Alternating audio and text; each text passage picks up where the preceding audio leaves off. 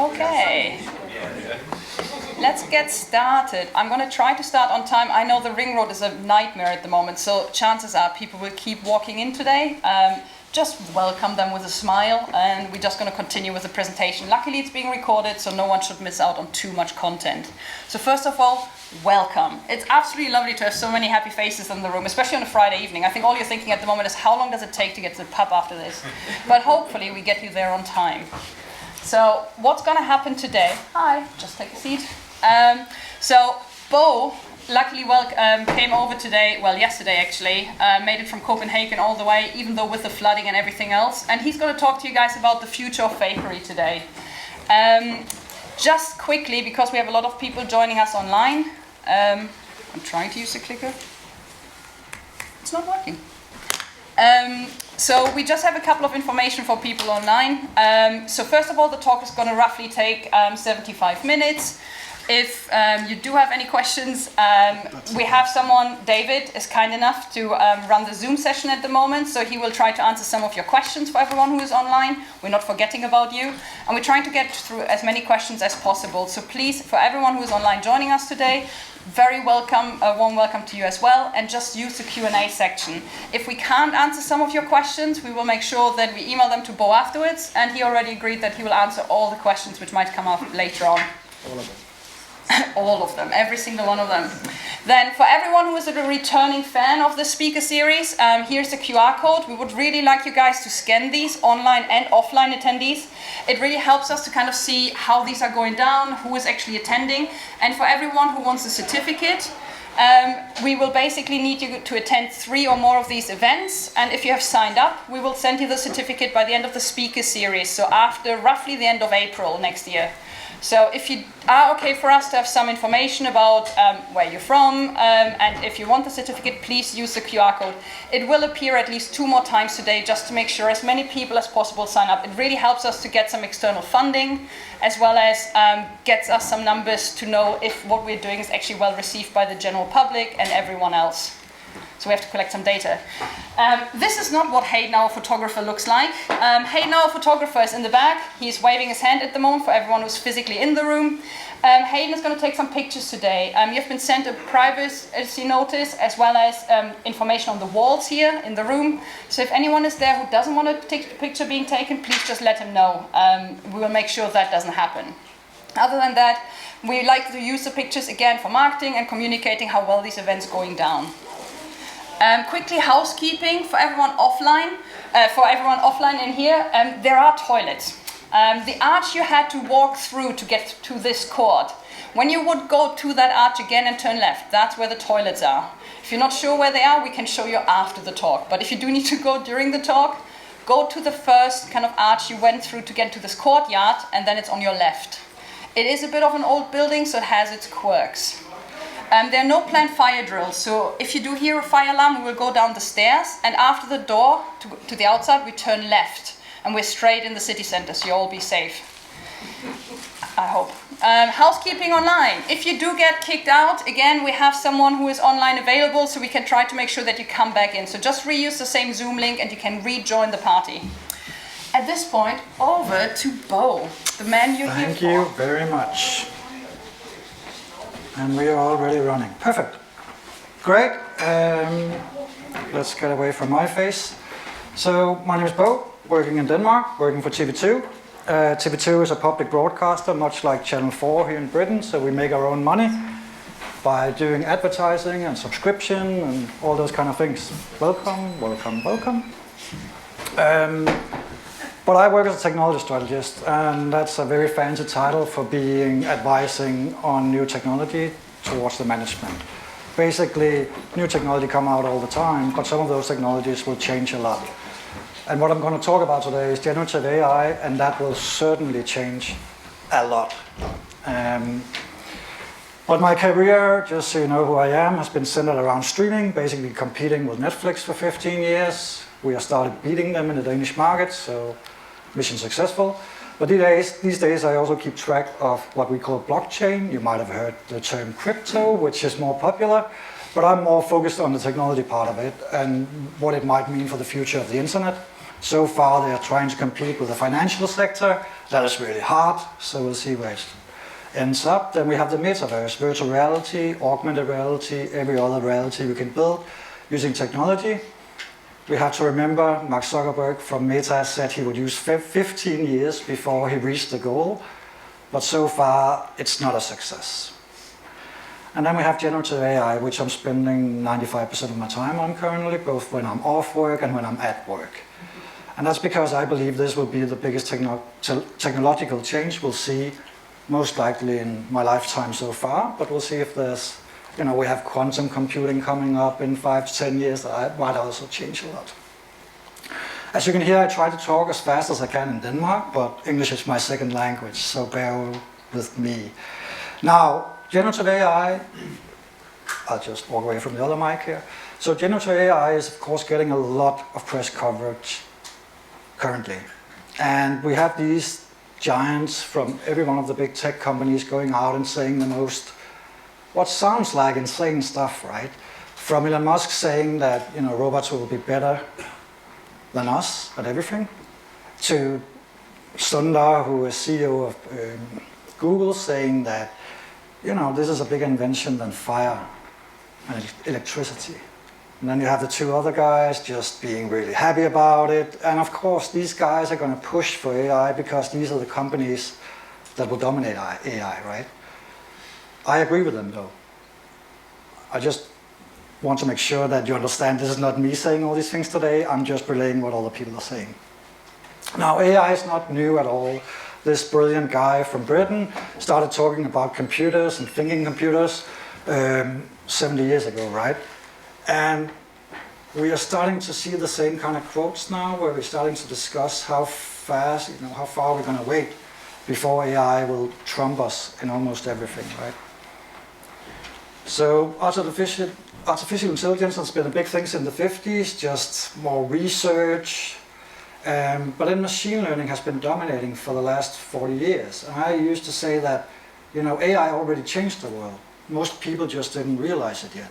Whenever you use Google, any social media, any streaming service, most news services, whenever you see a piece of content, you have these kind of algorithms lying below them, trying to figure out what it is you want to see and spend as much time as possible in the product so we can show you more ads. And this is everywhere today. It's just a very technical part, just below the surface, right? And what is happening now with these new deep learning algorithms that are really huge and can learn a lot of stuff is that they can suddenly start to generate content. And that is very much in your face. And asking a computer to create a picture and then it creates a picture is a completely new way to work together with computers, and that's what I'm going to show a lot of examples from today. Now, I have 145 slides, and I've been giving 70 minutes, so yeah, we'll see how far I get, right? But I'm going to start out by talking about deepfakes and what is called generative adversarial networks. Don't worry, I won't make it technical, because this is where I started my journey in AI. Then I'm going to talk about this, which is generative images and videos. This is where I'm going to spend most of the time. If there's time for it, I'm going to talk a little bit about the large language models. I'm sure you all heard about ChatGPT now, right? But also about audio, like some examples. Then I'm going to talk about regulation a little bit and how we're going to detect all of this AI content that is being created daily, everywhere in the world currently. And then what's next? So let's get going. 5 years ago, I saw this video. How about this? Simply, President Trump is a total and complete dipshit. And I knew that he's very professional. He was very professional when he was a president, right? So he wouldn't be caught saying this on camera, so I knew it was fake. It was an American director called Jordan Peele who wanted to show what this technology could already do, right? But I just had to figure out how to do this. I'm a nerd, I'm a tools guy, I need to figure this out for myself, right? So I started, what is this? And pretty soon I learned that this is called a deepfake. And the year before this Obama deepfake, another user registered on Reddit, which is a social media, and created one post where he shared one video, and that was an adult video with a famous American actress, which she had never been in. She wasn't involved at all, right? His username was Deepfakes, and that's where we get the name from, and it's of course a combination of deep learning and fake.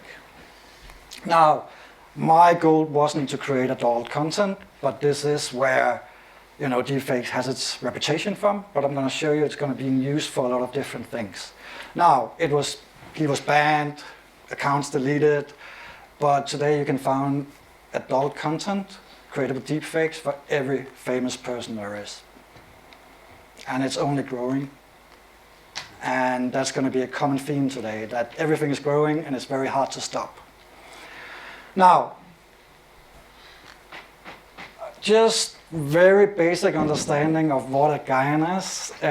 So you have two parts of this algorithm. One has to learn how to create images, for example, and the other part of the algorithm is kind of like a judge. We call it a discriminator, right? So the generator creates something, gives it to the other guy, and he says nope or yes. And that's it. So imagine I needed to learn or teach an algorithm to draw cats. You would do this by showing the judge, the discriminator at the bottom, millions of pictures of cats. They know how a cat looks, but the guy at the top is the most important because he's the guy learning. And he just starts drawing random things, sending it down to the discriminator who gives it a rating and sends it back. No, that's not a cat. Then you draw something else. Well, it's still not a cat, but it's closer to a cat. And now this is a very simplified version, right? And in the end, it will start creating pictures of cats that looks like a cat, and the discriminator will say, yep, that's a cat. And then you've taught this algorithm in very basic terms, you know, how to draw cats. And this works because you have computers doing it on your own. So when I train these kind of algorithms, you know, it's just my computer doing it. I just started, collect all the training material, and then it just runs millions of times, right, until it can do it. So in 2014, when this technology came to the scene, the scientist was nice enough to let the world know that, yeah, you can use it to create pictures of people's faces. 2 years later, another research team showed that they could create pictures of rooms, living rooms, by training it on that. Next year, they showed that you can remove or add, you know, colors, so you can make a zebra into a horse or a Monet painting into a normal picture. And then in 2019, we had the website called This Person Does Not Exist. And every time you refreshed, loaded this website, it created a new AI image of a person who never existed. And they are at a quality where you can't see it most of the time with your eyes. So since 2019, you know, you haven't really been able to trust most profile pictures online if you don't know people, because you can create those in seconds. Now, I was involved in, you know, I wanted to do it. So I was lucky enough to work in a media company that also do entertainment, not only news. And they asked me to do a deepfake of our prime minister in Denmark called Mette. So on the left side, you have the TV presenter, the video we created, and then my job was to put the prime minister's face on it. And now they're next to each other, so you can easily see which one is fake. But when you show it, you only show the fake version, right? So we showed it in a TV show, Denmark. Well, I think we had 1 million viewers, which is a lot in Denmark. But it was entertainment. It was a new technology in 2019. Nobody really knew what it was, right? So it didn't really work. But luckily, we had a news department who saw something in this technology and told me, like, can you create some videos for us? So when I train these algorithms, this is kind of how it looks. I collect thousands of images of these people, usually just pulled out from a video automatically. Here we have a Danish influencer and one of my colleagues. And then this is how it looks when it trains the face. And it's just running on my computer and I can see it improving, right? And this is speed up, you know, a lot. Back then in 2020 when I created this one, it took me almost 2 days to create 1 minute. But what we used it for was to create 2 different videos. One with the influencer saying, you know, fat people has to stay out of Instagram and, you know, should start working out more. And the Danish politicians said that they were going to work together with the far right-wing party at the time that were really getting, you know, a lot of heat in media. And then we went out to the streets and showed it to people. And everyone believed it. And that was a surprise to us. And then we went into the Danish parliament and showed it, you know, the video to his colleagues of that politician and showing, look at what your colleague is saying. And they also believed it. So, you know, that's 3 years ago, and we didn't really know what to do, so we just covered it in news, made sure the Danes knew this kind of technology was out there, right? But that's kind of all we could do as media organization. And since then, deepfakes has only been growing. They're becoming easier to make. So we saw them explode last year when Russia decided to attack Ukraine on both sides. So there's plenty of Putin deepfakes out there, plenty of Zelensky deepfakes out there. We saw it recently in the elections down in Slovakia, where it's also being used. And it's really hard to stop. In the war in Ukraine right now, they detect them really easy and really fast because every intelligence agency in the world is looking at that area, so they're caught, right? But when it happens in Africa, nobody is keeping watch. And that's the problem, because we see nation players like China starting to use this technology to create fake news. What looks like news broadcasts talking really negatively around especially the US, but also Europe. And they're not spread in the US and Europe. They're spread in Africa, South America, Asia. And in some of these places, the knowledge about technology isn't great. So you have no way of asking if this is a real video. And they're using tools like this that are becoming common. This is a tool called Synthesia. The company is located in London, created by 2 Danish people. And in this tool, you just choose an AI avatar. You write what it's going to say, and then you can choose between 65 languages. And then save the video. And then you can upload it to whatever platform you want, right? That's not what this company is built for. Their customers, it's McDonald's and similar big global companies, and they use it for internal communication. It's a cheap way to create a video from the CEO saying something, but it's also being used for disinformation. And in Africa, they have no way to know that this is it. They're starting to do news broadcasts about it to educate the public, but it's going to be used everywhere. And that's because it's becoming cheaper and faster. More people can do it. And it's extremely effective, because so far, we trust video a lot. We trust images quite a lot too, but video we really trust. And we need to understand that we can now fake video really easy. And that's exactly what we're seeing. So why they're, of course, going to use it for politics, elections and everything, they're also going to use it to try and scam you all. And you kind of have to be aware of when you see videos, images online, read text and everything, that it's really easy to create. And that's going to cost society. Now, in the entertainment industry where I work, it's also an amazing technology to do a lot of creative stuff. And that's the way it always is with new technology. You can use it for bad and you can use it for good. So Disney has jumped all in, right? They already used the deepfake technology in 21 when they made Luke Skywalker younger in their show The Mandalorian. And this year when Indiana Jones came out, or was it last year perhaps, there's a whole scene, 10 minutes, where he's 30, 40 years younger. That's deepfake technology again. So it's being used both for good and bad, right? And here in the UK, you have ITV, and they went all the way. And to me, this is usually my prime example, but since you're in the UK, I'm not going to play the whole trailer with sound. But for a commercial TV broadcast company to go out and create 6 episodes of a show with the most famous people in the world, and they're all fake, and none of them agreed to it up front, and then they also earn money on it. To me, that's just mind-blowing, and I don't understand why there haven't been more court cases, but that might be because of certain legal things here in the UK I don't understand, but I don't think they will do it again, though. Netflix are doing it in reality TV shows, so imagine, these, reality shows where couples come in and have to live on an island, but then you mix it up with fake videos as well. So you show the partner being unfaithful, kissing the other people at the hotel, and so on. So just to create more drama, basically. And I think this is the wrong way to use it, right? Because you make it into entertainment and use it to cheat people.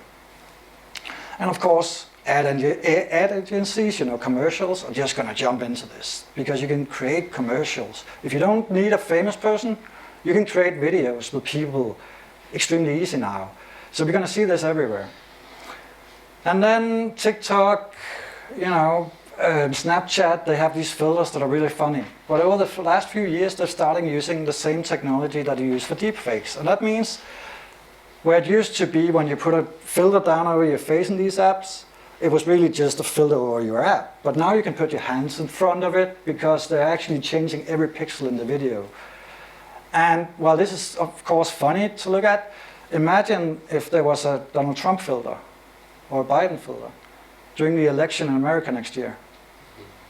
How many really crazy videos would people create in that way, right?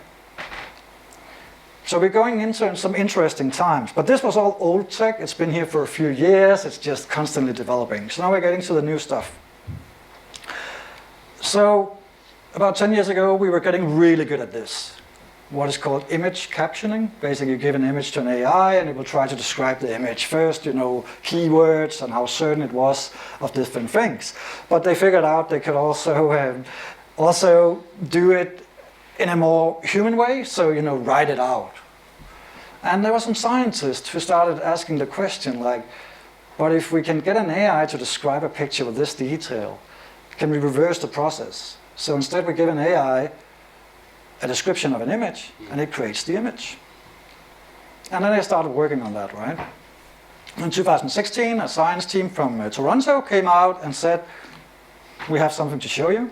This is a prompt. Green school bus at a parking lot. So you give that text to the computer and its job, to create an image. And these are the images that came out. Now, I don't think anyone but scientists woke up when they saw this because, people usually just look at the quality and say that's a bad quality image. But that's not what you should be looking at. What you should be looking at is that the AI they trained had only seen pictures of yellow buses, but it was capable of creating a green bus. So the AI knew how to, say, okay, I don't know what a green bus is, I know what a yellow bus is, but I can still create a green bus, right? It connects, color is over here, and the object is over here. And then it happens what it always happens with technology. When we first figure something out, we start spending more time on it, we start optimizing the technology and making it better. Because we now have an AI that can create pictures and understand what it should create. And then this is how it looks now. And there's now plenty of tools out there. You probably heard of some of these. I'll just do a quick run through of some of them so you have an idea what they are. But they're all what we call diffusion models. And ChatGPT, which is my coach when I try to really understand the technology part because it understands AI better than me, told me not to show these slides because they were too simple. So now you're warned.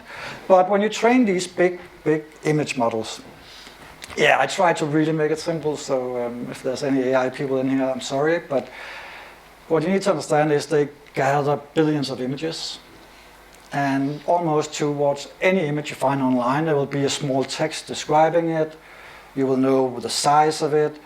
And they change all of that information about the image into what we call number vectors, long lists of numbers. Every pixel has a color code, for example, stuff like that.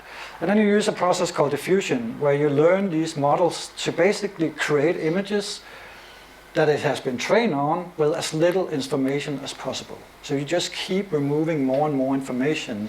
So at the end, it can create a picture of a boat when you just write boat. And then at the end has built this huge deep learning model. I'm not even going to try to explain because I'm still in the process of understanding deep learning models because it's tough. And I'm a tools guy and a strategy guy, not a AI guy in that way. Now, what you should know then is, of course, how you use these models. And you probably tried some of these image algorithms, right? You just write a prompt, a short text describing the image you want. And then it's the same kind of process, just in reverse. So it changes into number vectors. Go look in this, what is called a latent space, the model is built, where it has all the understanding of all the different themes and all the different words. And then you see the diffusion at the end, where it actually creates the image, right? Now, it started last year, 30th of March, when OpenAI made a blog post and said, yeah, we have an image algorithm called DALL-E, and we've made an update. We want you to show what we can do. And then these pictures come out.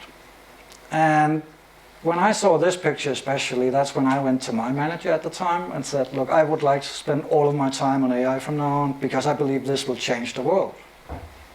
Because if an AI is capable of understanding what teddy bears are, what shopping is, what groceries is, and what ancient Egypt is, and create a coherent image of all of these things that is never seen before, we're in for a completely new world. And that's what I'm going to try to show you, right? So they just showed these amazing pictures where they're capable of mixing anything up, right? And then they did something new. They said, come in and try it. It's usually only scientists and developers who have access, but suddenly they started opening up these tools for the whole world. Shortly after, we heard about Midjourney, another image algorithm. And the cool thing about Midjourney was that you hardly even needed to write a prompt and it would create a really beautiful picture, right? So a sloth in a gym, a mini sloth, and then of course the Pope has been a very, very popular character to create pictures with, right? Especially the one in the jacket there was, you know, shared everywhere on social media. And this is the dilemma, right? Do we tell these models not to create pictures of people? OpenAI have chosen that approach. So they, if you try to tell that algorithm DALL-E to create a famous person, it will just say no.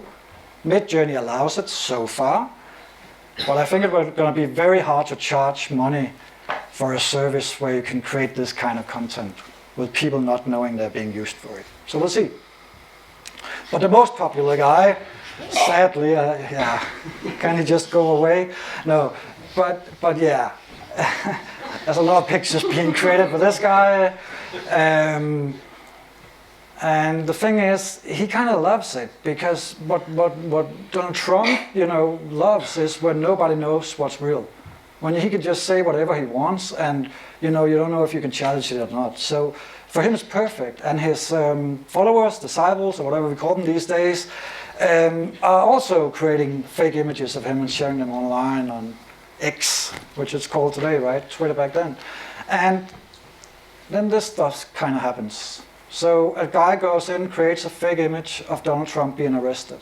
He did this the same day that Donald Trump wrote a post on Twitter and said, I'm going to be arrested within a week.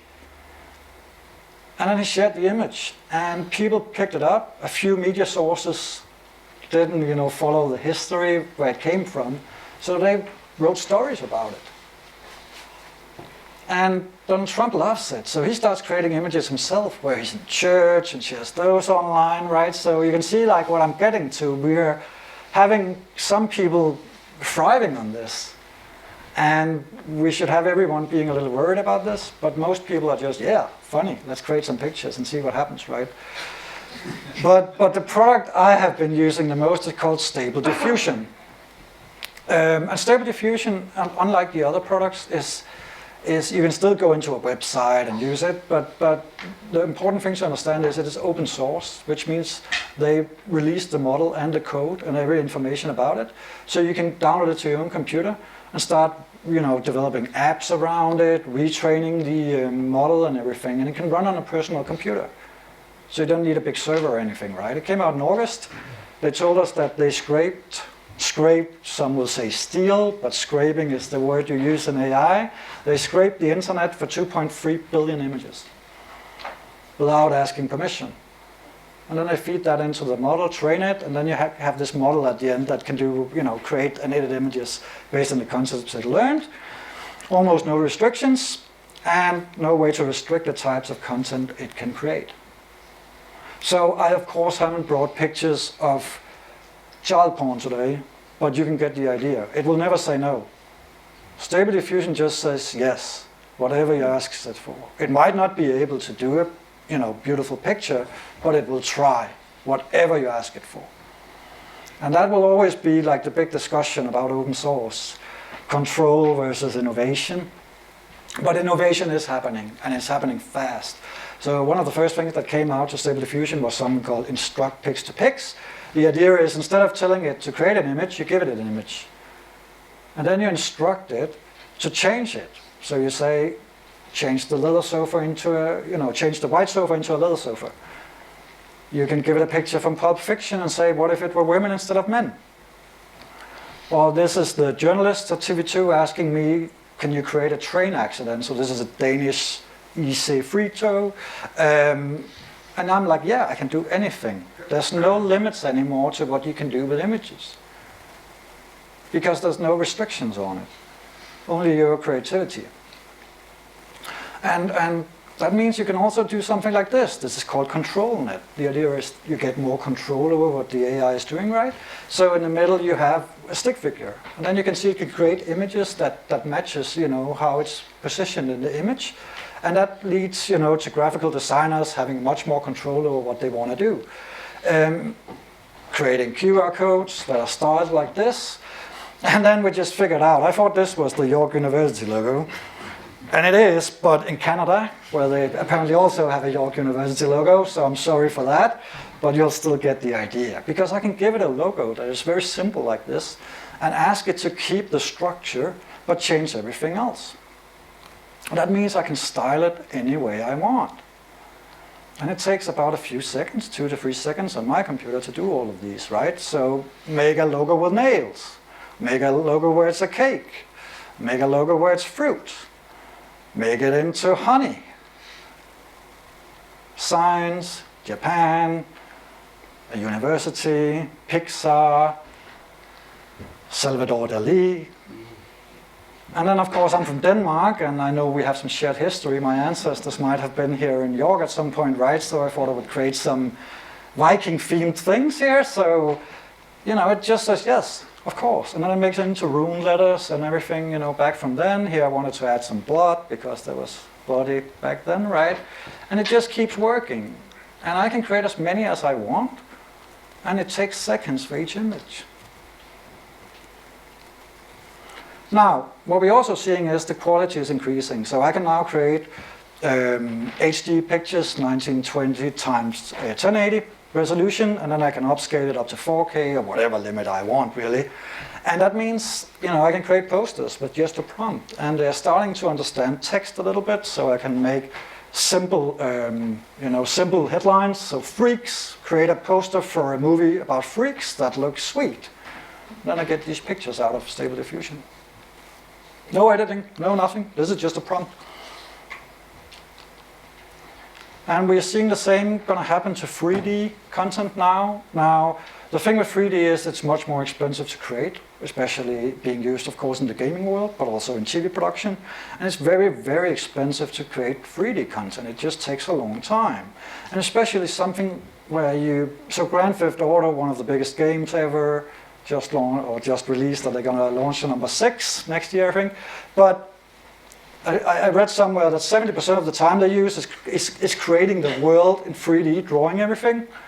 So imagine if the AI could do that for you. That all you had to do was draw these lines, and then you just tell it in a prompt in the bottom, down here, how it should look. Of course, this is speed up a little, so you don't have to watch 10 minutes. And you can clearly see this is a street, right? But now you can. And then you can pull this into a 3D program and let people walk around in it, right? And this would have taken a long time to do before, and you can style it and everything, right? We are using 3D productions for sports, for news, for studios and everything, so we're also looking into these kind of things because it's very, very interesting. Now, what if I wanted to create a picture of someone who isn't in the training set? Stable Diffusion took 2.3 billion images, but there's still people out there that isn't in a data set. Even famous people, even politicians, especially Danish people, is not there. So what if I wanted to put our Prime Minister again into the model? What would I do? Well, let's take the free one from the Scandinavian countries, so the Swedish, Norwegian, and Danish Prime Ministers, right? I go to Google, search for images of them, and then I just need 6 to 12 images. These images are used to retrain Stable Diffusion on my own computer at home. It takes about 30 minutes for each one of them. And yeah, I could spend a lot of time explaining it, how it actually works, but it doesn't matter. When it's over, I can do the same as I can do with everyone else in the model. I can just write their name and what I want, and then it creates pictures of these people. And this is actually an older model from earlier this year, so it's even better now. But again, it's just to show you I can even put people into these models because they release them for free, right? And then I can do whatever, make them younger, make art with them, and so on. Now, I of course delete these models because I only use it to show slides and education and so on. But other people are making models of famous people and they're sharing them online for everyone to use. So a little like the deepfake videos, but now people are just sharing AI models trained on famous people's faces. And you can download that, and then you can create all the images you want of this person without any restrictions. And people are doing this. and abusing it. And if you do want to do it yourself, just download Snapchat, and they will ask you, should we make a model of you? Because they launched it. It's called Dreams. And then you can do this within a social media app. You cannot do it for other people, they say. I don't know how they control that. And of course, they won't do nudity or anything like that. But it's just showing you, these technologies are just being implemented everywhere by the biggest tech companies and given to the users before we even having a discussion on what this will mean, right? So we're worried that people, do too much to their images today and focusing on how they look good and everything. Now they can just create a model and make themselves look good everywhere. Now, again, it's not only being abused. People are creating great models for very specific things. This can be photographers who have a niche in, photographing eyes or sushi. Then they can create a whole model where they feed in thousands of images just of sushi and create that. And that's why it's so amazing it's been released, because that leads to all of this innovation. But it's very hard to control. And the result is that people are just creating amazing images, also a lot of abusive images, and they're being shared online without any sort of control. Most people who share AI images online don't write it's an AI image.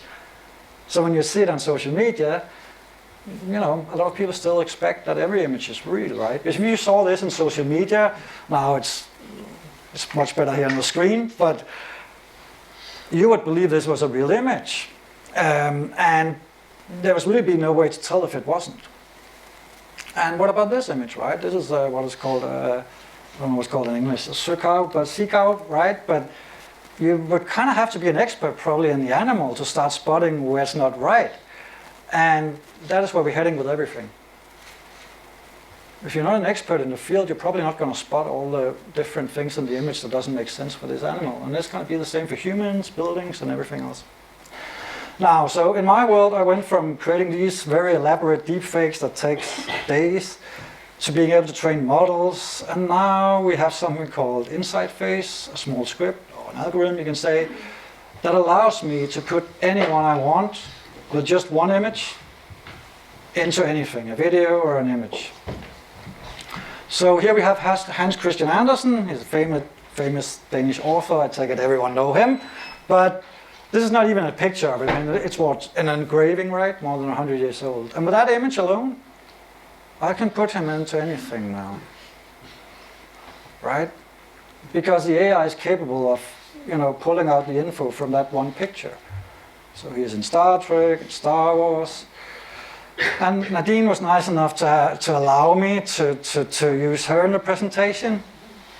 So I find a very low resolution image on a website where she's present, right? Just search for her. Then I upscale it because I needed a little bit better resolution, right? So I use an AI to upscale the image. I can keep upscaling it, by the way, but the more you upscale it, the more the AI has to guess. So you can start seeing a lot of what we call artifacts, her hair looks strange and so on. But with that image, then, it's free for all. Now I just need to write a prompt and it will put her face into that image, whatever it is. So I write, I assumed you were in your 30s, I didn't know, so, the image are probably older, and it might not look exactly like Nadine, but that is the AI interpretation of her, and then I can just create all the images I want, because again, it takes seconds. And yeah, and now I'm nice to Nadine, so I'm picking all the images where she looks pretty well. And I can ask it to create her as a 10-year-old if I wanted to, or 80-year-old if I wanted to, and then it would try to guess as well. And when I do this, I make it look good here, right? But what I really do is I just ask it to create a ton of images, and then I just sit and walk through the best of them. So find a good prompt that works, and then just on my computer, create 50 or 30 or 20 images. And it does this, within a minute. So I have a lot of profile pictures Nadine can go through if she wants to, right? But there's a lot of things to consider here, like what data went into the model. And this is actually me. I know it doesn't look like me, but this is my eyes, it's my nose, and it's my mouth. But it's certainly not my face, right? I'm not buff like that, and yeah, it just looks better than I do, right? If I add the word beautiful, it becomes even less like me. If I use the word fat. But if I use the words ugly and unfit, it finally gets my body right, everything right. So I thought that was really sad, but yeah. But it's just to show you, it's trained primarily on beautiful people because that's what there's most pictures of in the world. That's just the way it is, right? So it basically creates beautiful people unless you tell them, and it helps just writing ugly, then it looks like normal people. I don't think I'm ugly, but yeah, you get it. Now, I can also use this for video, and this is not as great quality yet as it is with deepfakes, but it's fast. So this is a scene from Lord of the Rings, and I wanted to put my face onto 6 people. Is it possible to turn down the front lights? Yeah, turn off the lights up there, yeah, that would probably help. Yeah, I don't know. Lower? Okay. Yeah, I think you should do this so I don't turn the wrong things off. You keep going, I'll try. Okay, yeah, I know it's a little, there's not a lot of contrast in there. That probably knows. Yeah, that didn't do anything for the light. But isn't it just those on there? No, now that you was the wrong one. now you turn this off. We're back. But isn't it just this one that you turn off the lighting groups? Try one and see what happens. I think that's the old stuff. Oh, that doesn't do anything. Or you can just turn off all the lights. I don't care, it's like a cinema then. I thought it was weird.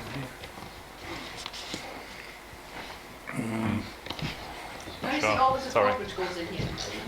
Yeah, I'm sorry about that. I can't really do anything about it. But the idea is I can put myself into an image. Yeah, because it looks very different here. I can see that, sorry. But the idea is I can put myself into 6 different characters in one scene in a minute. And it's certainly not perfect. And that's also what I wanted to show you, right? That it's really hard if you have any sort of beard. It's really hard if you go in another direction than the image I gave it. But the speed of it allows us to create these images incredibly fast, and videos as well. And you're going to see this being used to do attack campaigns in politics a lot. Because you can do it so fast. So everyone can do it, right?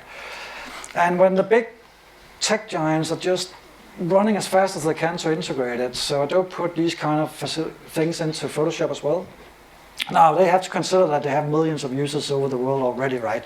So what they put into Photoshop here is very much editing images. It's not replacing faces, for example. You can't get it to create images that people have very little clothes on and so on. But already now, the stuff you can do, these kind of tools within Photoshop, just makes it so much easier to do anything you want. Moving things, exchanging things, adding things. And this is just going to accelerate. So they recently, a few weeks ago, they showed this, that you're going to be able to move things in images where it, accounts for shadows, replace things in people's hands by just highlighting it and saying what you want to be there. It understands what people are in the background, so it just removes them automatically if it tells it to. And I come from a world of news, right? So perhaps it's not so good thing for us that people can change images easy, right? Here they're changing clothes just by clicking on it. Because how will you know what is real when this looks this great and we're all going to get access to it? And we're looking in a future where this is going to be possible very soon. So this is from a research paper coming out this year called Drag Your GAN. The idea is you can just pull in the images and it will try to constantly create a new image. And this is going to be capable, imagine you do a really, really expensive photo shoot and you want to change something. This is going to be extremely easy, extremely cheap. Yeah. But I'm just showing that we're going to get these new options to edit and create images that are just going to, change how we work with it and going to let a lot more people do these kind of things than any way before, right? Yeah. It's awesome, but also kind of scary. Now, the result are, of course, people are starting to fake themselves into images. So dating apps, social media apps where people are creating images where, for example, they're hanging out with an iceberg, a polar bear, sorry. We are seeing people with lots of followers on social media having to come out and say they actually don't own a camera. All of it is created with AI. We have people winning photo competitions with AI-created images. Because when they enter the competition, they don't tell anyone that it's created by AI. Right? So it's judged just like all the other images, and sometimes they win already. And this is professional photographers evaluating it. So if you think you can spot them, I think you're wrong. Yeah, ad agencies, marketing is always one of the first places where you have the porn industry and you have marketing. Those are the two places where technology is always adopted first. That's just the way it is. So they're just running along and trying it out. And in Denmark, we've had big outdoor campaigns with images created in Midjourney. But we also see organizations, and this was a huge thing when they did this, because Amnesty International creating posters and ad campaigns where it's not really real people. Is that okay? They're trying to tell, help these people, but it's not a real picture. And we're in that strange Wild West phase right now where we don't really know what is okay to do with these algorithms. So people are just trying out all sorts of stuff. And it's getting harder and harder to figure out how we're going to control it. So, the current conflict or war down in Israel and Palestine is really the first time, together with the Ukraine war, where we just see thousands of images being created with the purpose of, cheating people into believing certain things. And it's been a huge issue that a lot of the pictures coming out, journalists simply don't know if they're right pictures or not. So they just choose not to use them at all. Yeah, and then we're moving into the news phase, I think, which is you don't really need to be good at prompting or anything. You can just use ChatGPT, and then it will work with the images as well. It will write the prompt for you. You can have a conversation around the images. And if you haven't tried this yet, buy that subscription. Sorry, I'm not hired by OpenAI, but they are the leaders currently. And that means you can say, I want to create a storybook, and I want these kind of images. And then it will create examples, and you will say, no, I don't like that. I want more red in it. And it will just create an image with more red in it. So it's just becoming easier and easier to have these kind of, creation phases where. And I feel like when I do this with DALL-E Free within ChatGPT, I feel like it's like talking to a designer.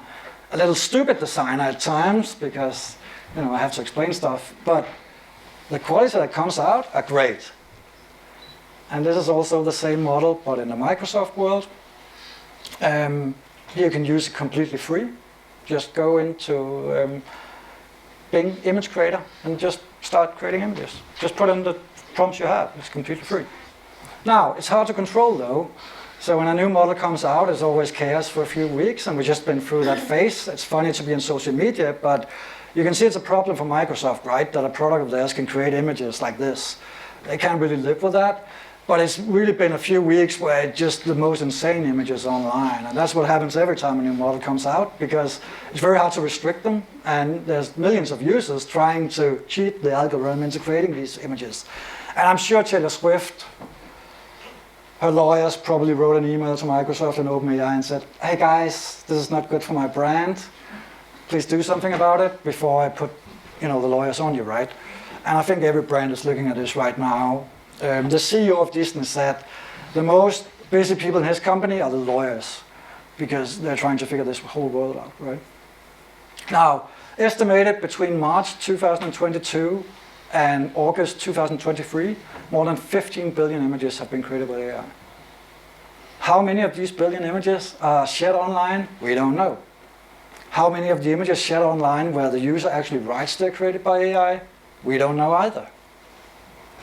So we already created an internet now where there's millions, billions of images created by AI, but it's not written anywhere it's created by AI. So next time you find an image online to use for something, try to ask yourself, how will you know this is real? And video is next. Because of course it is, right? Video is just images in succession, and if you get over more than 15 images per second, it feels like video. Today it's usually 25 or 30 frames per second. But they haven't launched it. So until they launch it, the big players, you have the open source community trying to build video algorithms. So these are some of the first videos coming out where you just write a prompt. Will Smith eating spaghetti, Scarlett Johansson eating spaghetti. And if you remember the pictures of the green buses on the parking lot, right? It's not about the quality. It's about seeing, does it understand that it needs to make Will Smith eating spaghetti? And it does. And then you go through, a few months ahead, and then the quality is increasing very fast. It looks chaotic because AIs only create 2 to 4 second videos currently. But for animation, small, what we call B-rolls, small sequences between different cuts, yeah, you can use it. And Disney, again, just jumped in. So for Secret Invasion, their show this summer, the whole intro is created with Stable Diffusion. Not the text, but everything else is. And the way we do it currently to create these small AI videos is you give it an image, and then you let it animate it. That's basically it, right? And then I can do it with the wrong logo again here. But I just give it and say, create a 4-second video, right? And I'm sure in 6 months it's going to be 12 seconds. In a year, 30 seconds, right? So it's just going to keep increasing, and it's going to get more coherent and better. And this is the current quality of text-to-video apps. Gen 2 from Runway ML.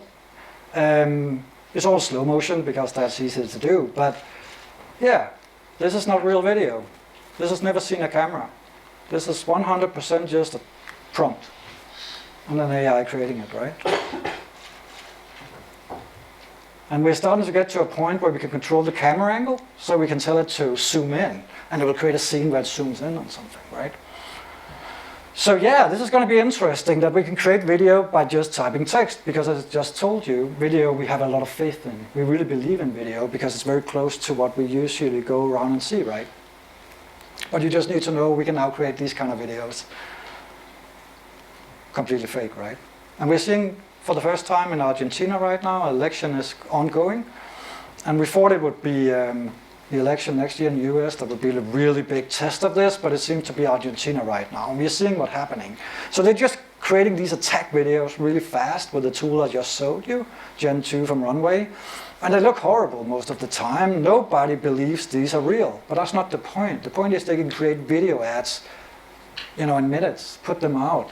So they can react to stuff much, much faster, right? So when one of the politicians goes out and says Thatcher was good and has opinions around the Falkland Islands, which is a hot topic between Britain and Argentina, right? The other side immediately makes a new video attack ad using those things, right? And a year from now, this is going to be looking like real video. And that's the way it is with the internet, speed overall.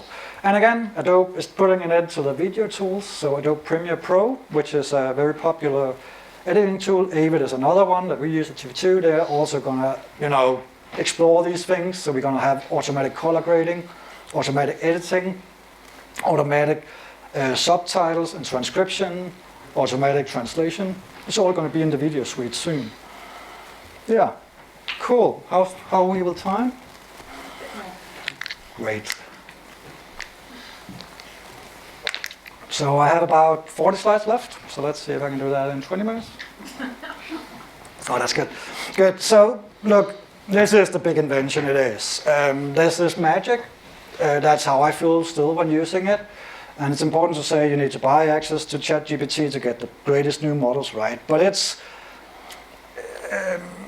it grew really fast. They got hundreds of millions of users. They got on the Time magazine, and all it is really a chatbot, right? But recently they gave it a voice. Recently they also allowed it to see images. That means you can take an image with a phone, give it to ChatGPT, and it will explain what's in the image, or create a new art piece, doing that. And the fact that you can talk with it. People are already reporting, when they go into the car in the morning, they just turn on ChatGPT and then they have a talk with ChatGPT all the way to work. Our chief editor told me the other day, they were covering Israel and he needed an update of what had happened in Israel for the last 10 years. So ChatGPT was just telling him that all the way to work. And he knows you have to check facts if you're going to use it otherwise, but this is moving fast, and Images is just a part of this, the same with video, right? But it's probably going to be these large language models that you talk to and use that is going to be like the focal point of all of it. So this is where you'll start, and then that will help you do all the other things. And then my computer's crashing. No, it works. Cool. Then 2 weeks ago they launched something new, and it's hard to explain if you haven't used it. But basically, OpenAI allows everyone now to create their own version of GPT. So people are making special versions, you know, that work in a certain way. I made one for the Danish weather, one that analyzes images, one that analyzes subtitles and stuff we could use at TV2, right? Amazon recently launched theirs. They are following along because people can see why this is a huge thing. It's a huge thing because people like me can now not just tell my colleagues about ChatGPT, but I can create a special bot for our company where they don't have to understand everything. I just tell them, you need to tell these 3 things and it works. So it's a way of spreading AI to more people. And OpenAI is already leading, right? Google are behind currently. Amazon is trying to keep track. Microsoft had given OpenAI more than $13 billion to get access to the ChatGPT models before everyone else. So they are launching co-pilots everywhere. Microsoft are launching 37 co-pilots, which is their name for AI, across all of their tools, Word, PowerPoint, Excel, whatever. And they're so popular currently that this came out yesterday or the day before, right? That they had to stop signups at OpenAI because so many are signing up due to this new feature. And they're sharing these new models everywhere, and it's just crazy. But it's awesome. It's really a time of innovation at full speed. And there's going to be a lot of these models. Some are going to be open source, where you can pull it down, use it on your own computer, retrain it on your own data. Others are going to be managed services. Some are going to focus on being an assistant for you in your daily life. Some are focusing on being a partner, boyfriend, girlfriend, whatever you want. Tons of consequences.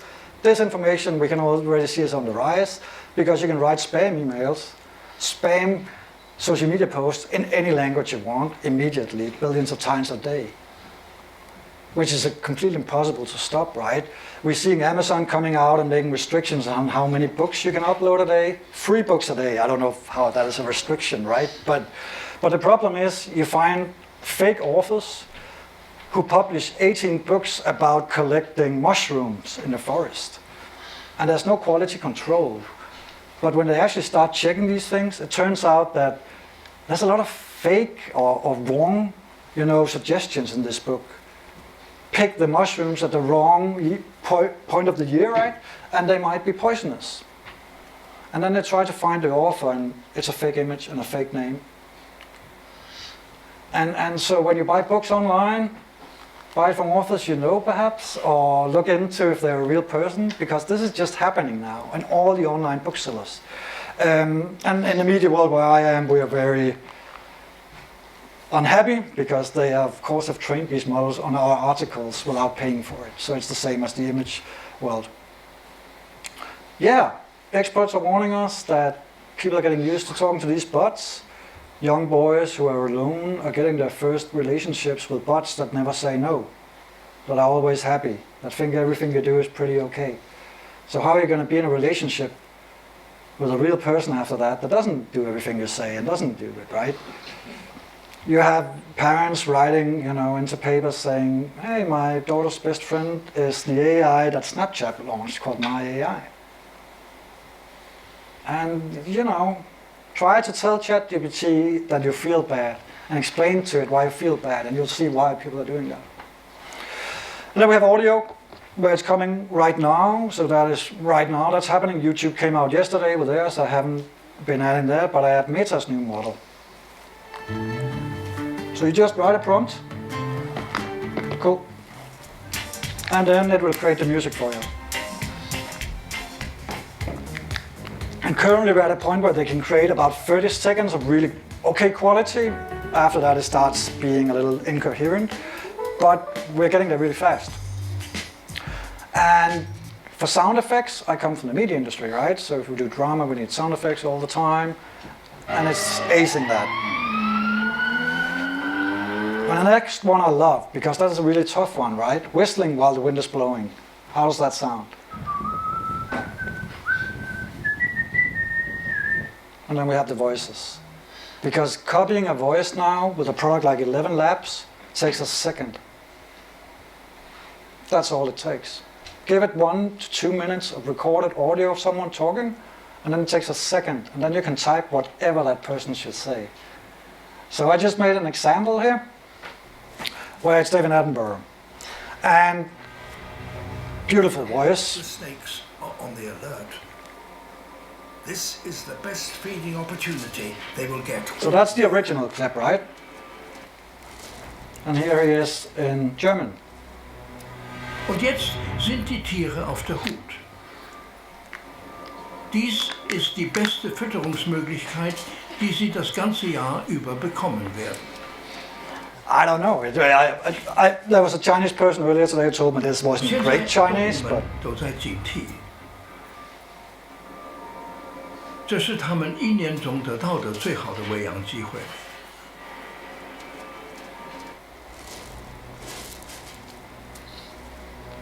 Et maintenant, les animaux sont en alerte. C'est la meilleure opportunité d'alimentation qu'ils auront toute l'année. and I can do this in any language. And I can make them say whatever I want. But as I work in TV, this was me demoing to my colleagues that we can buy content from everywhere in the world now and do voiceovers in seconds. Now, people are sharing voice models of famous people online as well, which is a problem, of course, because you can download it and use it to change songs and make fake audio recordings. There's going to be a ton of these tools as well. Yeah. The consequences are great. We're going to have radio stations already having the same host all day. He's real or she is real in the evening, and the rest of the day it's an AI voice clone. Spotify is launching DJs. Spotify is launching soon podcasts in all languages in the world. So you create, for example, a Danish podcast, but when I upload to Spotify, I can click a button and choose all the languages, and then they will change my voice to speak all the other languages. YouTube followed along and said, we're also going to do that. But as I understand it, they will also change your voices, you know, the mouth movements. So suddenly Mr. Beast is talking your language all over the world. All content everywhere can become truly global, not just subtitles, but actually spoken in any language. Wimbledon is going to do AI commentators this summer, probably, for some of the smaller matches to test that out. And then we have the music industry, where first David Guetta copied Eminem for a live show, and then Beatles went out a few weeks ago with their new track, where John Lennon is singing as an AI clone. And if Beatles are willing to do this, everyone will do it. Everyone. So everyone who's dead will probably get albums from soon. So how long do I have? 10? Cool. Now, challenges ahead, tons of them, right? Because AI is going to change a lot. I've only been talking about a few of the things, and I could have talked just as long about the large language models alone. But today the focus was all the visual parts, right? Copyright monetization. Right now, that's just Wild West. People are taking each other's content. Nobody's asking for permission. None of the tech companies, except for Adobe, is telling us what they're training the models on. And that's a problem, because most of the time it's probably all the books they could gather. It doesn't matter if it's piracy or not. The same with images, the same with videos. And of course they're not telling it until they're forced to, because then they know lawsuits will start hammering around them, right? Then we have bias and transparency, which is a huge issue. And I'm going to get to that in a second. Climate, education, employment, society, laws will perhaps have to change if too many people have to change jobs, and we have to protect, you know, news, politics, elections. And then I live in the media world, so I'm very worried about a future where we go online and we don't trust anything. I already feel the trust is, you know, slipping out of society. We question everything. I think social media has a lot to do with that. But with these kind of things in the mix, where we really don't know what is true, I think it's going to be bad. The media companies like us and everyone else does media company and to do news, it's a big chance for us to get some of the users back to our platforms if we do it right. If we show them that we really check everything and do our research properly as a news company. Now, questions to be answered, you know, what data is being used, who gets to select that data, what bias will come up, how is copyright handled, so on. And artists are sad. I could talk along about this. It's been very special to follow a place like Reddit for 1.5 years now, seeing artists come to terms with algorithms who can create art and posters and pictures, and it all happens in seconds. The companies making money out of selling pictures. Getty Images is one of the biggest, right? And they own almost all the historical images of the world. And they went out pretty soon and said, yeah, we're not going to accept AI images at all. And then they made a lawsuit against Stable Diffusion, or the creators of Stable Diffusion. The reason they did this was because at the start, when you used Stable Diffusion, every time you created a black and white image that was supposed to show something from history, the AI chose to put a Getty Images logo into the image. And that's because they just scraped all those images from their website. And if you've ever been into the Getty Images website, you'll know that logo's in all the images. So the AI had just been taught, every time it's a black and white picture, Getty Images, right? But even Getty, a few weeks ago, went out and said, yeah, nah, we're going to offer an AI model on our website, train our own data that you can use. And of course, that's also because their competitors are running, Shutterstock, Adobe Stock, all of them are using AI and offering it. And then we have the bias issue, which is tough, and we have to figure this out. And there's a lot of questions. But the bias is that, it learns from the data, and then it will try to represent that data. So if you tell it to create a picture of a nurse, it will do a woman. Because most nurses in the world are women, and it's been taught that because most of the pictures in scene of nurses are women. And we need to ask ourselves, do we want to control that? If it's a CEO, it's a man. If it's a lawyer, it's a man. And then we have skin colors. So the higher the paying job, the more white it is. And the tech companies, they go out and say, look, this is just how the world is. If you go search on Google Images, you will find almost similar things. So the question is, should we have rules for this? So should it be, every time you ask it to create a lawyer, it will do just 25% black, yellow, or go through all the different colors and just pick one, unless you define it, right? Or should it try to guess what it would be in the real world? And the opinions on what is right and wrong will change, depending on if you're in China, Denmark, India, whatever, right? So how do we control this? And that's why we need more companies building these kind of things than just a handful of American big companies that cares primarily about money, right? Now they are starting to ban these kind of things on the big platforms, and the players are starting to ask for regulation. That is a new thing. We never see tech companies ask for that, but they are right now. And politicians are waking up saying we need to get in control of this thing. It's immensely powerful, so this is the EU. America is also waking up to this, but of course different approaches. EU will be about control and safety for the public. America, it will be about being competitive. And it's the same for the UK, by the way. I'm not going to go through all these, but just remember, it's this constant battle between protection of what we have already versus innovating something new, right? So should we allow tech companies to use all the data on the internet to train these models without paying anyone? They will say, yes, of course, that's fair use. And we as media companies will say, nah, we'd like to be paid for our books and our texts and so on, right? But it seems like UK is going to choose pro-innovation, so less rules. And EU will probably do a lot of rules. And China has all sorts of mechanisms already. But we'll see. But right now, there's not a lot. So it's just Wild West. And the big problem is keeping track of what was real. Different approaches.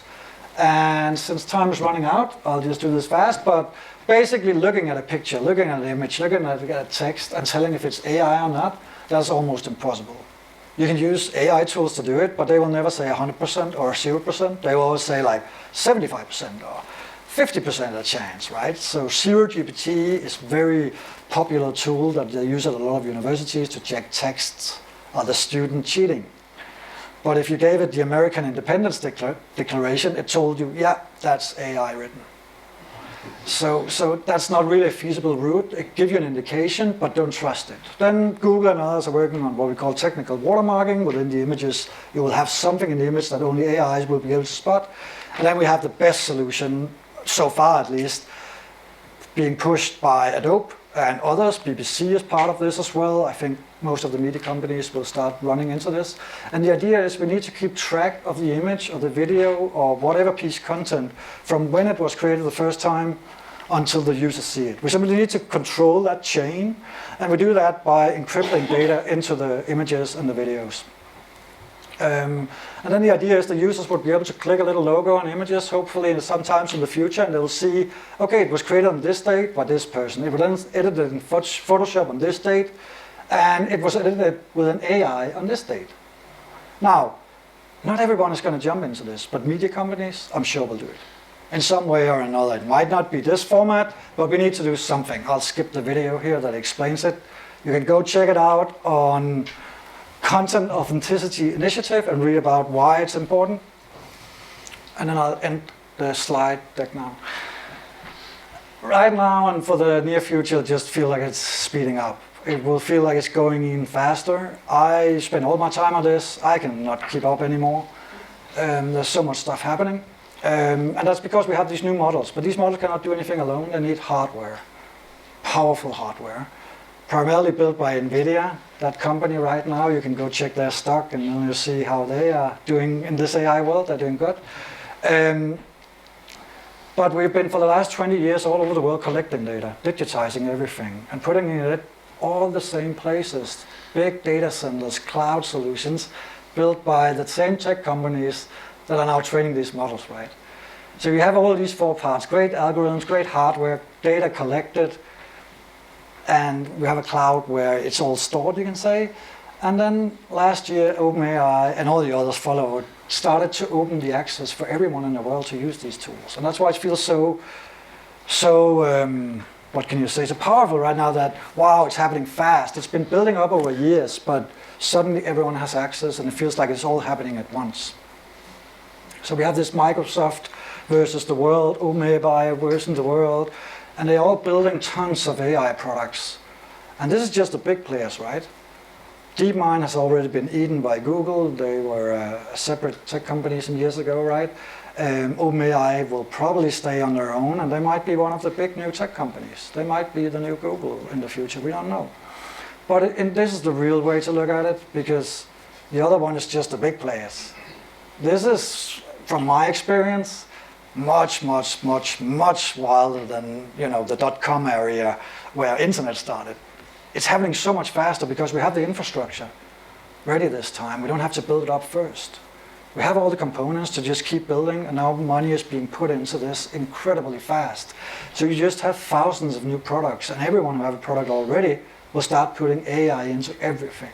I have an AI toothbrush at home. I don't know really why the AI part is there, right? But that's the thing we're coming into, and it's within every field. Just tons of new products, tons of new services. A lot of them will be gone in a year. And then the ending is they all signed, almost everyone, the biggest CTOs, head of scientists at all the leading companies around the world, signed a declaration in May, I think it was, basically saying we need regulation. And we think it should be handled the same way in nuclear bombs. And it needs to be global, because otherwise, China will just run, or America will just run. So we need to have some sort of UN or something controlling it. And that seems hard in the current world with all the conflicts going on. But it's positive that they are asking for this themselves. And this is why they're asking for it. So this is OpenAI's blog, a small section of that came out in May about the same time. Sam Altman, Greg Brockman, and Ilya Sutskever are the three main people at OpenAI. CEO, CTO, and head of science, I think. But what they're basically saying is they believe that there's a big chance that in 10 years, AIs will be over human expert level on almost everything. And they're believing it because that's what the numbers show. Whenever we put AI to work in a field of work, the same thing happens. They run past us at some point, and it's happening faster and faster and faster. So up here we have, handwriting recognition, speech recognition, image recognition, and one of the big ones is code generation, programming, right? And right now they're saying, 85% of human skill? That means next year computers will program better than human beings do. And they will put it into machines, and that's the ending. Greetings, good sirs. May I have the pleasure of knowing your names? I'm Matt, and that's Vache. A pleasure to meet you, Matt and Vacha. Shall we commence our journey? The charging stations where spot robots rest and recharge is our first point of interest. Follow me, gentlemen. Let's proceed to the rock pile. Now behold the rock pile, a splendid collection of stone ensconced within wood boxes. Welcome to Boston Dynamics. I am Spot, your tour guide robot. Let's explore the building together. This is where we showcase our fastest four-legged robot, which can run up to 19 miles per hour. I hope you're not too slow to keep up with it. Ah, splendid. A fellow explorer with a camera.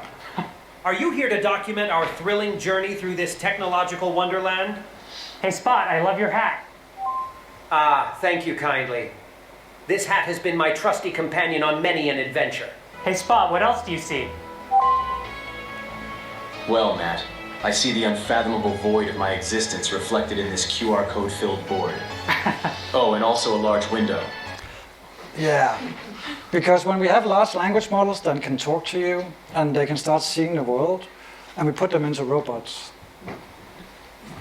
we have science fiction, doesn't we? Isn't that what we've been, looking forward to, some of us, others fearing it? But we're now going to have these kind of robots. This was Spot, right? They also have a humanoid robot. And they're going to be able to watch and see what goes on and have an understanding of what it is they're seeing. That was it for today. Any questions?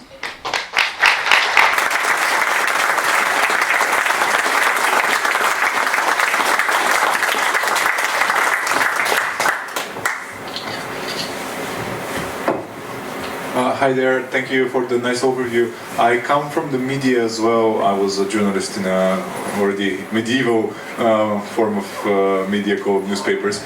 So you started off your lecture with the notion that, sharing your notion that you're very excited about this. What makes you excited exactly from a news perspective? Because to me this is nothing more than digging our own graves even further, even deeper than before, and creating our own future dystopia. Don't you agree? The ethos of journalism is completely taken out of this. Yeah, I hope the very use of AI generation. Thank you. No, sure. The news industry is looking into big changes, no doubt about it, right? So it depends. What I mean is, we have been losing ground in media towards social media. We have. Young people are getting most of the news from social media and a lot of the places in the world, right? And these platforms' only interest seems to be to keep people as long as they can in their ecosystem by showing them the content, that gets you the most feelings, rage usually, and then show you ads, right? But how do we compete with that? We don't have that technology and that capability, right? So we need to compete on trust.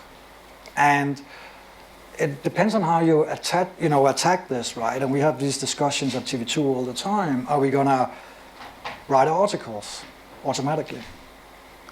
Are we gonna create images for articles? No, we're not, right? We're not gonna create fake images showing the world because the public will think it's real. We can't do that as a news organization.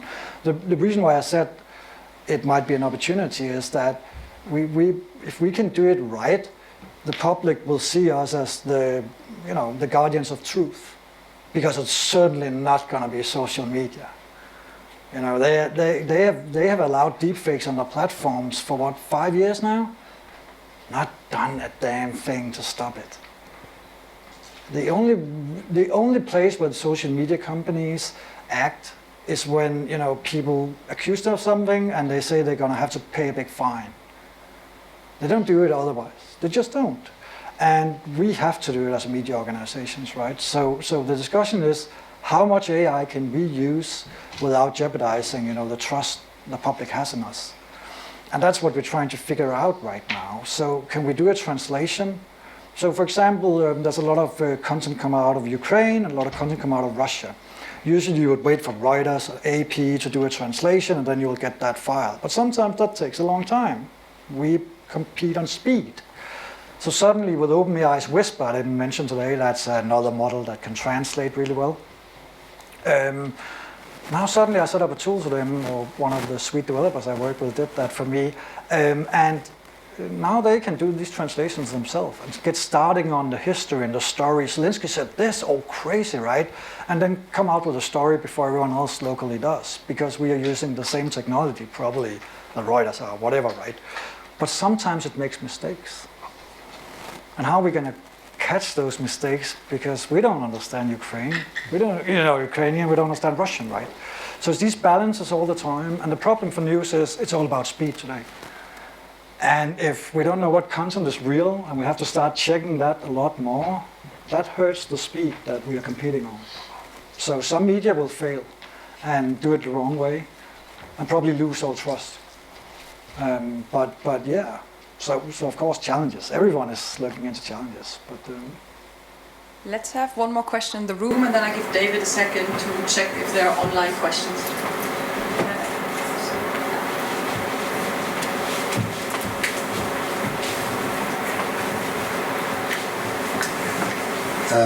Hi. How long do you think it'll be before our invention will make our species obsolete? I don't think that will happen, but the question I get this question sometimes at the end here, right? Because so a movie came out recently called Oppenheimer about a guy who helped create a nuclear bomb, right? And he said about himself that what he had became the destroyer of worlds. About the same time, a lot of AI scientists went out and said, we need regulation. I'm worried about what I have built or helped build, right? These new kind of algorithms. I think it's the choices we make from now on that will, decide what will happen.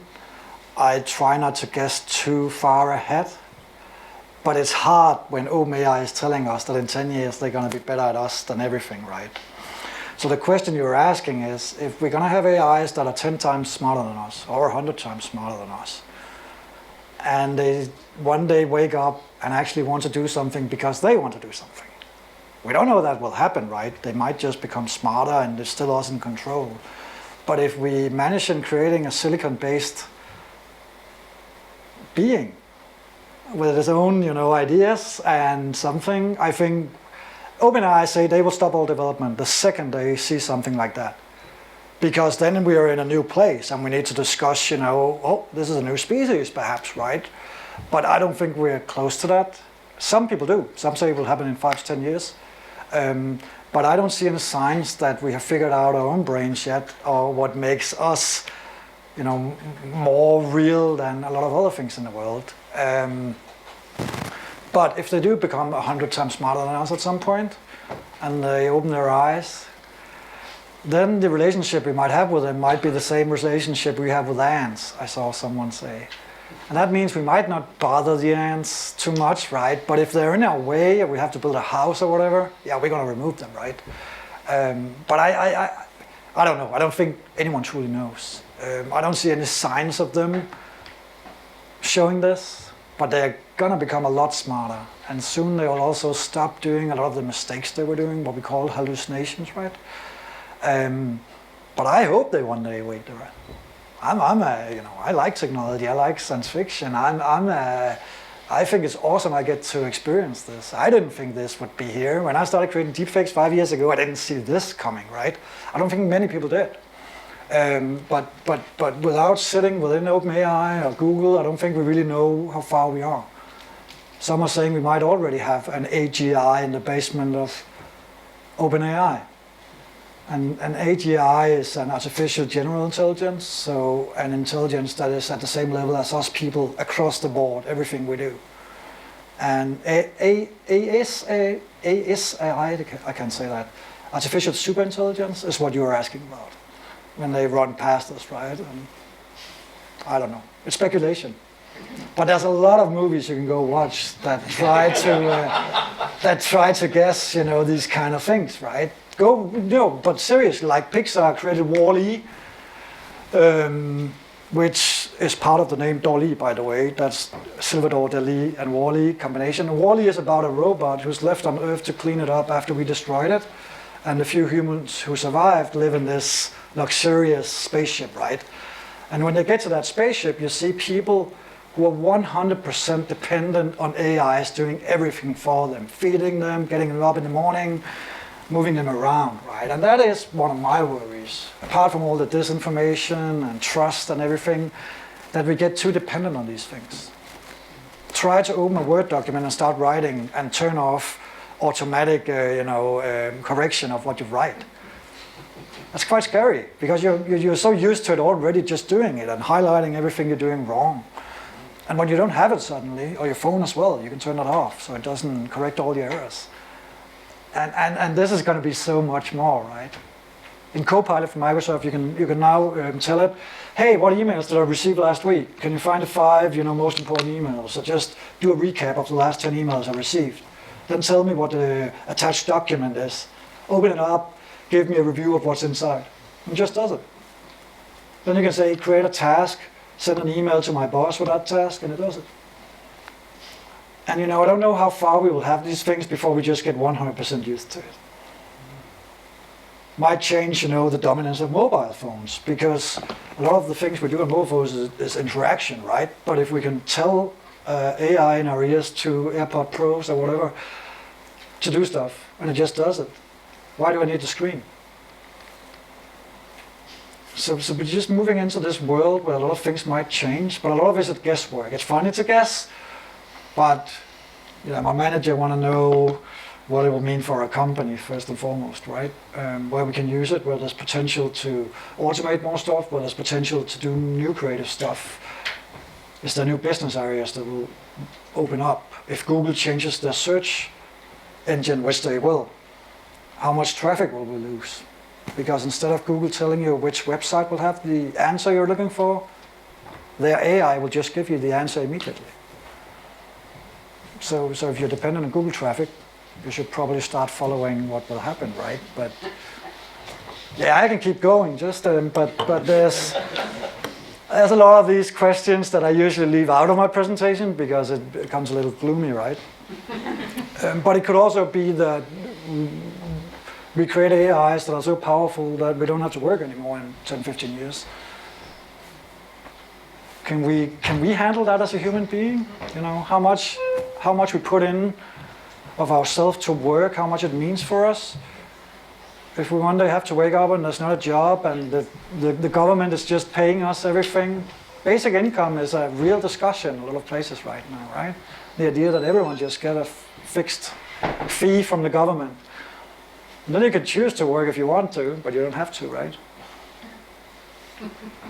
But again, that you really, really fast get to those scenarios when you start asking the questions you just ask. Because if it's true what I say, it just will keep speeding up. And ChatGPT was launched 30th of November last year. It's not even been here for a year. Year one, right? Imagine what it will be 3 years from now, 5 years from now. I can't imagine, but it's fun to think about. And a little sad for some, but again, there's going to be a lot of skills that AI will do at a fraction of the cost that you can do it. And then it's going to be a question about quality and can you live with a worse quality for a period, right? So, yeah. Yeah, so the question I've got from online is for you, Nadine, really. It's about the certificate. So if you could just repeat what you said at the beginning and and how people get the certificate, how many more they have to attend, etc. Sorry about that. Yes, absolutely. Yes, absolutely. The certificates we were talking about earlier is if you scan the QR code, which Bo is kindly putting up in a second, or I will put up in a bit, then you will just be able to get it after you have attended more than 3 times. So end of April, I will go through all the attendance records and I will check that everyone who attended more than 3 times can then join us, and then we send the certificates out signed by all the speakers, including Bo. So I hope that answered the question. Thank you, David, for that. I'm just going to go quickly through a couple slides just to wrap this up. There we go. After it has just been all fast. I felt it was an amazing talk, but also mind-blowing in a way, and everything. I would recommend, at least for myself, I will take a minute after this and kind of let it all sink in and have a bit of a think about it, because it was quite a lot of information, at least for my level of AI knowledge, to take in. So I would recommend sit down if you have a bit of a quiet moment, maybe have some gentle music on in the background and give yourself some time. Not the water. There are some other events we have at the university going on this month, which is quite exciting. So there's one end of the month is about higher and low of selling a brand domestically or internationally. If you guys want to join us in Spark, it's purely offline. So just telling people that if you guys want to join, so this barcode is just to sign up for the event. Then there are a couple other events. So there's an event within the university, but there is also our third AI event is planned. So Bo was number 2, we have number 3 arranged already, and you guys are the first ones to see it. So it's now officially live from this week onwards, so people can sign up for the next AI event, which will take place in an absolutely stunning building, Institute of Safe Autonomy, and it will be around the hidden dangers of AI in a bit more detail. This is again the QR code. If you do want the certificate, or you want to give us some of the information, if you like this session, or if you have suggestions for other sessions, because we have planned 6 so far, and there is still open conversations around other topics. Please join us and just fill in the QR code. It shouldn't take too long. You don't have to, obviously, but it would make a huge difference for us to actually continue doing these events, because we have the information. And after all this crazy talk, and while people trying to make the QR codes work or not, I just want to let you guys know you're not completely alone in this. It might feel a bit overwhelming, but I want to highlight, at least from our school, there are a couple of academics at least starting to look into this a bit more. Some of them have worked on this for a while already. So I would like to promote and encourage everyone who isn't already linked with the university to join us and maybe reach out to some of my colleagues. You will get access to these slides because we'll send out the recording to everyone who is registered for this session through Eventbrite. So you will get some of these information, and then you can just re-watch it. So don't worry if you can't take pictures fast enough, because I can see a couple of people trying to. But also be aware that the university is offering other free events across the year, basically. So there are free offers on where you can just get involved if you want to learn about something else than just AI. And then I want to highlight one of our students. He's sitting here in the audience. He was kind enough to create the image of today. So he's one of our second-year students at the moment, and he actually was kind enough to create the image, especially after I got bad feedback for my first event image. I was told off, so thank you for that. You can tell that the third event is my creation again, so very poor and messy. So thank you for doing that. Joshua is sitting over there, so if anyone wants to have a chat with him afterwards, he's a bit shy. Be nice to him. Other than that, if you guys have any more questions or suggestions, please do reach out. I'm always open for conversations regarding these events. And finally, just a big thank you. You don't understand how many people are involved in the background here, but I do want to give them a second of fame just because they're putting so much effort into making this happen. So first of all, obviously, our guest speaker, thank you for coming all the way and surviving the floods and everything else. Cass, Dawn, and Grace, and Vicky, these 3 super women helping me in the background to kind of organize all of this. Without them, it wouldn't be possible. They're replying to emails, helping when links don't work, setting up meetings, so big thank you to them. Bo, Dottie, and Caroline, who's sitting here at the front, were kind enough to give me money to do all of this, because I came into their office with a crazy idea, and instead of doing this normal thing of, yeah, whatever, they actually immediately said, how much money do you need? And they were very forthcoming, so without them it wouldn't be possible. We have now an external funder, Eagle Lab. You've seen the logo on a couple of slides, so big thank you to them. Without them it wouldn't be possible. Hayden, who's taking the pictures in his free time. That's not his job, he's doing it because nice. David at the Zoom session at the moment, thank you David. Craig is outside his working hours here and being really nice, and the catering team. And all the pictures I stole are from Pixabay. They're free accessible, just saying. And obviously you guys, thank you all. Without you, we wouldn't have these sessions, so thank you all for coming. And now the last thing is, enjoy some drinks. For anyone who's still in the room and wants a couple of drinks and some nibbles, we will show you how to get there. Caroline will lead the crowds, because this building is a maze, if you haven't noticed yet. And everyone online, thank you so much for joining. Please go away, have a think, and just maybe join us for the next event. Again, final barcode show. I have to do my job as a marketing person. Thank you all, and we'll see you all very soon. Bye.